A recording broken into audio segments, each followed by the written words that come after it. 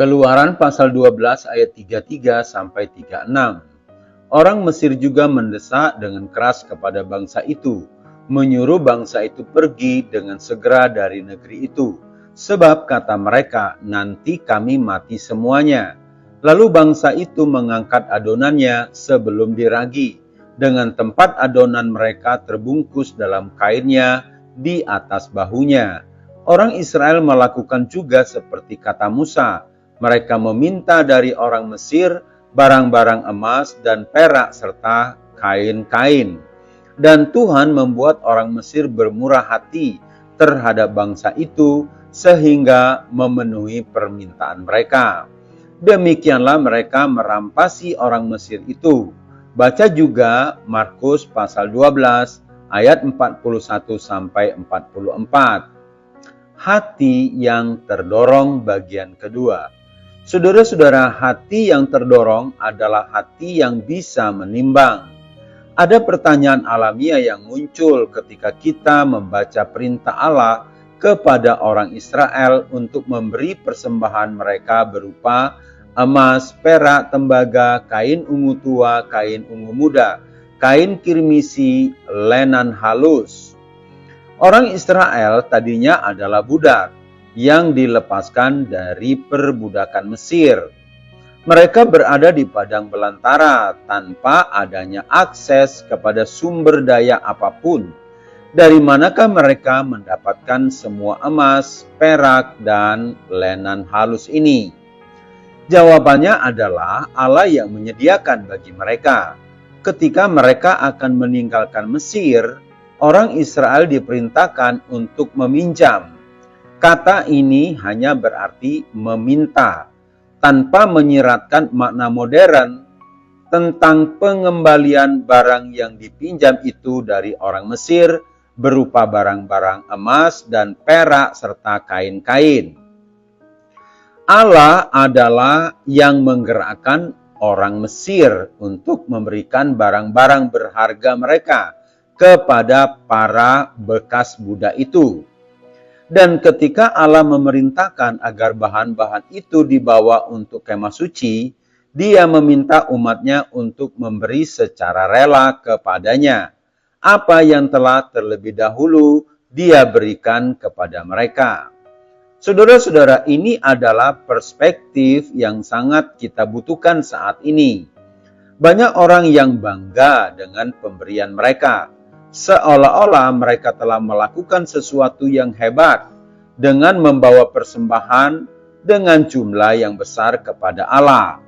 Namun, jika mereka tidak mengakui bahwa Allah adalah sumber semua kekayaan mereka, maka mereka tidak memuji Allah, sehingga mereka dijadikan malu oleh seorang janda miskin yang memberikan semua harta yang dia miliki. Bandingkan Markus pasal 12 ayat 41 sampai 44. Sebaliknya, ada begitu banyak orang yang dengan hati yang berat dan pelit berpikir bahwa uang mereka dan waktu mereka adalah milik mereka sendiri dan tidak rela untuk memberikannya untuk Allah, dipergunakan untuk pelayanan. Dasar dari hati yang terdorong atau rela dalam konteks ini adalah sebuah sikap penata layanan, mengakui bahwa apa yang kita miliki semuanya berasal dari Allah dan telah dipercayakan kepada kita bukan untuk mencapai tujuan kita sendiri, tetapi yang lebih utama adalah tujuan Allah. Saudara-saudara, telah dikatakan bahwa pekerjaan Allah yang dikerjakan menurut cara Allah tidak akan berkekurangan karena Allah yang menyediakan. Tetapi bagaimana penyediaan dari Allah ini terjadi? Bukan peti berisi emas yang jatuh dari langit. Penyediaan dari Allah adalah melalui umatnya sendiri yang sebagai penata layanan atas karunia-karunia-Nya yang penuh anugerah, memberi secara rela bagi pekerjaan kerajaan-Nya. Ketika panggilan itu tiba, ketika sumber daya dibutuhkan bagi pekerjaan Allah, maukah hatimu memberi dengan rela? Apakah kamu melihat apa yang kamu miliki dengan mata penata layanan yang rela untuk melayani Tuhan? Saudara-saudara, sebagai murid Kristus, sebagai orang yang beriman akan berkata, semua yang aku miliki berasal dari Allah.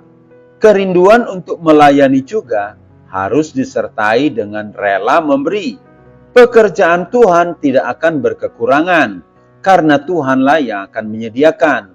Tuhan juga memberi kesempatan kepada setiap murid untuk mengambil bagian dalam pelayanan ini. Jadikanlah aku penata layanan yang baik atas karunia-karuniamu yang penuh anugerah. Baca juga Markus pasal 12 yang berbunyi, tetapi janda ini memberi dari kekurangannya semua yang ada padanya. Mari memberi dengan kerelaan hati. Saudara-saudara, sungguh senang belajar firman Tuhan dan semakin giat dalam pelayanan. Mari melayani bersama kami, HOR Ministry.